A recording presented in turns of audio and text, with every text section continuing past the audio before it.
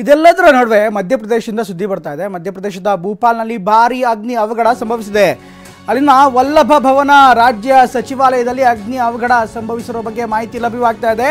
ಮಧ್ಯಪ್ರದೇಶದಲ್ಲಿ ಅಗ್ನಿ ಅವಘಡ, ಅದರಲ್ಲೂ ಸಚಿವಾಲಯ ಅಂದರೆ ಸೆಕ್ರೆಟರಿಯೇಟ್ ಅಂತ ಏನು ಹೇಳ್ತೀರಿ, ರಾಜ್ಯದ ಸೆಕ್ರೆಟರಿಯೇಟ್ ಅಲ್ಲಿ ಬೆಂಕಿ ಬಿದ್ದಿದೆ. ಕಟ್ಟಡದ 4ನೇ ಮಹಡಿಯಲ್ಲಿ ಕಾಣಿಸ್ಕೊಂಡಿರುವಂಥ ಬೆಂಕಿಯ ಕೆನ್ನಾಲಿಗೆ ತುಂಬ ತೀವ್ರವಾಗಿದ್ದು ಸ್ಥಳಕ್ಕೆ ಈಗ ಅಗ್ನಿಶಾಮಕ ದಳದ ಸಿಬ್ಬಂದಿ ಬಂದಿದ್ದಾರೆ. ನೋಡ್ಬೋದು, ಈಗ ಬೆಂಕಿ ಹೊಂದಿಸುವಂಥ ಕೆಲಸವನ್ನು ಅಗ್ನಿಶಾಮಕ ದಳದ ಸಿಬ್ಬಂದಿ ಮಾಡ್ತಿದ್ದಾರೆ. ಆದರೆ ತುಂಬ ದೊಡ್ಡ ಪ್ರಮಾಣದಲ್ಲಿ ಇಲ್ಲಿ ಬೆಂಕಿ ತಗುಲಿರುವಂಥ ಸಾಧ್ಯತೆ ಇದೆ. ಯಾಕೆಂದರೆ ಈಗ 4ನೇ ಮಹಡಿ ನೋಡ್ತಾ ಇದ್ದೀರಾ, ಮೇಲ್ಭಾಗದ 4ನೇ ಮಹಡಿ ನೋಡ್ತಾ ಇದ್ದೀರಾ. ಈ ಅಗ್ನಿ ಸಂಭವಿಸಿರುವಂಥದ್ದು, ಅಗ್ನಿ ಅವಘಡ ಯಾವ ರೀತಿ ಆಗಿದೆ ಅಂತ ನೋಡ್ತಾ ಚಿತ್ರಗಳೇ ಹೇಳ್ತವೆ ಎಷ್ಟು ಭೀಕರವಾಗಿದೆ, ಎಷ್ಟು ಸಂಕಷ್ಟದ ಪರಿಸ್ಥಿತಿಯಲ್ಲಿದೆ ಅಂತ. ಆದರೆ ಈಗ ಸಚಿವಾಲಯದ ಕಚೇರಿಗೆ ಬೆಂಕಿ ಬಿದ್ದಿರುವಂಥದ್ದು ಸಹಜವಾಗಿ ಸಾಕಷ್ಟು ಅನುಮಾನಗಳಿಗೂ ಕೂಡ ಕಾರಣವಾಗುತ್ತೆ. ಯಾಕೆಂದರೆ ಹಿಂದೆ ನಮ್ಮ ಕರ್ನಾಟಕದಲ್ಲೂ BBMP ಕಚೇರಿಗೆ ಬೆಂಕಿ ಬಿದ್ದಿತ್ತು. ಆದರೆ ಬೆಂಕಿ ಬಿತ್ತ ಅಥವಾ ಬೆಂಕಿ ಹಾಕಿದ್ರ ಅನ್ನುವಂಥದ್ದು ಕೂಡ ಇನ್ನೂ ದೊಡ್ಡ ನಿಗೂಢವಾಗಿದೆ.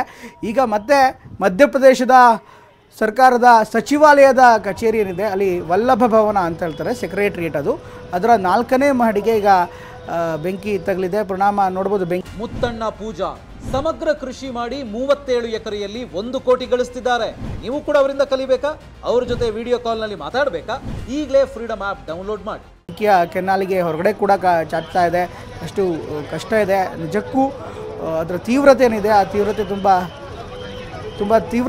ಜೋರಿದೆ. ಇದರ ತೀವ್ರತೆ ಎಷ್ಟರ ಮಟ್ಟಿಗೆ ಅಂದರೆ ಈಗಾಗಲೇ ಮೇಲ್ಭಾಗ 4ನೇ ಮಾಡಿ ಸಂಪೂರ್ಣ ಸುಟ್ಟು ಕರಕಲಾಗಿದ್ದರೆ ಇನ್ನು 5 ಒಳಗಡೆ ಸಿಕ್ಕಾಕೊಂಡಿರುವ ಶಂಕೆ ಕೂಡ ಇದೆ. ಹಾಗಾಗಿ 5 ಒಳಗಡೆ ಸಿಕ್ಕಾಕೊಂಡಿದ್ದಾರೆ. ಅವರನ್ನು ರೆಸ್ಕ್ಯೂ ಮಾಡೋದಕ್ಕೆ ಕೂಡ ಕಾರ್ಯಾಚರಣೆ ನಡೀತಾ ಇದೆ. ಆದರೆ ಅವರ ಪರಿಸ್ಥಿತಿ ಹೇಗಿದೆ, ಒಳಗಡೆ ಯಾವ ರೀತಿ ಸಂಕಷ್ಟ ಇದೆ, ಅವರನ್ನು ರೆಸ್ಕ್ಯೂ ಮಾಡಲಾಗಿದೆಯಾ ಅಥವಾ ಇನ್ನೂ ಕೂಡ ಅಲ್ಲೇ ಇದ್ದಾರೆ, ಇದರ ಬಗ್ಗೆ ಇನ್ನಷ್ಟು ಅಪ್ಡೇಟ್ಸ್ ಬರಬೇಕಾಗಿದೆ. ಆದರೆ ಈಗ ಬರ್ತಾ ಇರುವಂಥ ಪ್ರಾಥಮಿಕ ಮಾಹಿತಿಯ ಪ್ರಕಾರ 5 4ನೇ ಮಹಡಿಯಲ್ಲಿ, ಸಚಿವಾಲಯದ 4ನೇ ಮಹಡಿಯಲ್ಲಿ ಸಿಕ್ಕಾಕೊಂಡಿದ್ದಾರೆ. ಇಲ್ಲಿ ಅಗ್ನಿ ಅವಘಡ ಸಂಭವಿಸಿದೆ. ಇಲ್ಲಿ ಬೆಂಕಿಯ ಕೆನ್ನಾಲಿಗೆ ತುಂಬ ಜೋರಾಗಿದೆ. ಅದೇ ಭಾಗದಲ್ಲಿ ಈಗ 5 ಅಧಿಕಾರಿಗಳು ಅಥವಾ 5 ಸಿಬ್ಬಂದಿಗಳು ಈಗ ಅಲ್ಲಿ ಸಿಕ್ಕಾಕೊಂಡಿದ್ದಾರೆ ಅನ್ನುವಂಥ ಮಾಹಿತಿ ಲಭ್ಯವಾಗ್ತಾ ಇದೆ. ಒಟ್ಟಿನಲ್ಲಿ ಅಗ್ನಿಶಾಮಕ ದಳದ ಸಿಬ್ಬಂದಿಗಳು ಕೂಡ ಹರಸಾಹಸವನ್ನು ಪಡ್ತಾ ಇದ್ದಾರೆ. ಅಗ್ನಿ ನಿಯಂತ್ರಣಕ್ಕೆ ಸಾಕಷ್ಟು ಕೆಲಸವನ್ನು ಮಾಡ್ತಾ ಇದ್ದಾರೆ. ನೋಡ್ತಾ ಇದ್ದಾರೆ, ಈಗಾಗಲೇ ಫೈರ್ ಎಕ್ಸ್ಟಿಂಗ್ವಿಷರ್ಸ್ಗಳೆಲ್ಲ ಕೂಡ ಬಂದಿದೆ. ಆದರೆ ಅದರ ತೀವ್ರತೆ ಹೇಗಿದೆ ಅಂತ ಅಷ್ಟು ಸುಲಭವಾಗಿ ಇದನ್ನು ಕಂಟ್ರೋಲ್ ಮಾಡೋದಕ್ಕೆ ಸಾಧ್ಯವಾಗ್ತಾ ಇಲ್ಲ. ಈ ಕಾರಣಕ್ಕೋಸ್ಕರ ಬೇರೆ ಬೇರೆ ಹಂತದಲ್ಲಿ ಕಾರ್ಯಾಚರಣೆಗಳನ್ನು ಮಾಡಲಾಗ್ತದೆ. 2-3 ತಂಡಗಳು ಬಂದಿದೆ ಅಗ್ನಿಶಾಮಕ ದಳದ್ದು, ಅವರು ಕೂಡ ಕಾರ್ಯಾಚರಣೆಗಳನ್ನು ಮಾಡ್ತಾ ಇದ್ದಾರೆ. ಒಂದಂತೂ ಸತ್ಯ, ಸರ್ಕಾರಿ ಕಚೇರಿಗಳಲ್ಲಿ ತುಂಬ ಅತಿ ಹೆಚ್ಚು ಫೈಲ್ಸ್ಗಳನ್ನು ಹಾಕಿರ್ತಾರೆ. ಹೇಗಂದರೆ ಹಾಗೆ ಅದನ್ನು ಇಂಟೀರಿಯರ್ಸ್ ಮಾಡಿರ್ತಾರೆ. ಸೂಕ್ತವಾದಂಥ ವೈರ್ಗಳೆಲ್ಲಿದೆ, ಯಾವ ರೀತಿ ಅರೇಂಜ್ಮೆಂಟ್ಸ್ಗಳನ್ನು ಮಾಡಲಾಗಿದೆ, ಅದು ಯಾವುದು ಕೂಡ ಸೂಕ್ತ ಮಾಹಿತಿ ಇರಲ್ಲ. ಇವನ್ ಕರ್ನಾಟಕದ MS ಬಿಲ್ಡಿಂಗು ಇರ್ಬೋದು ಅಥವಾ ಸಚಿವಾಲಯಕ್ಕೆ ನೀವು ಎಂಟ್ರಿ ಕೊಟ್ಟರೆ ಅಲ್ಲೇ ಕಾರಿಡಾರ್ಗಳಲ್ಲೇ ಇಷ್ಟಿಷ್ಟು ಫೈಲ್ಸ್ಗಳನ್ನು ಅಲ್ಲೇ ಬಿಸಾಡಿರ್ತಾರೆ. ಹೇಗಂದರೆ ಹಾಗೆ ಕೊಠಡಿಗಳನ್ನು ನವೀಕರಣ ಮಾಡಿರ್ತಾರೆ. ಇದೆಲ್ಲವೂ ಕೂಡ ಇಂಥ ಅಗ್ನಿ ಅವಘಡಗಳಾದಂಥ ಸಂದರ್ಭದಲ್ಲಿ ಅದು ಸಾಕಷ್ಟು ಸಮಸ್ಯೆಯನ್ನು ಅಥವಾ ರೆಸ್ಕ್ಯೂ ಕಾರ್ಯಾಚರಣೆಗೆ ಇನ್ನಷ್ಟು ತೊಂದರೆಗಳನ್ನು ಉಂಟು ಮಾಡುತ್ತೆ.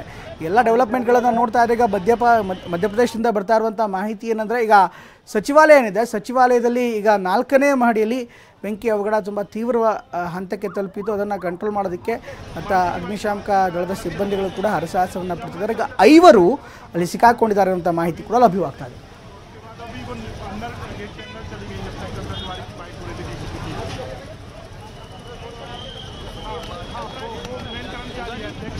और बाकी आज छुट्टी थी तो कोई कर्मचारी नहीं, दूर से ही बनेगा, कहीं पर भी अच्छी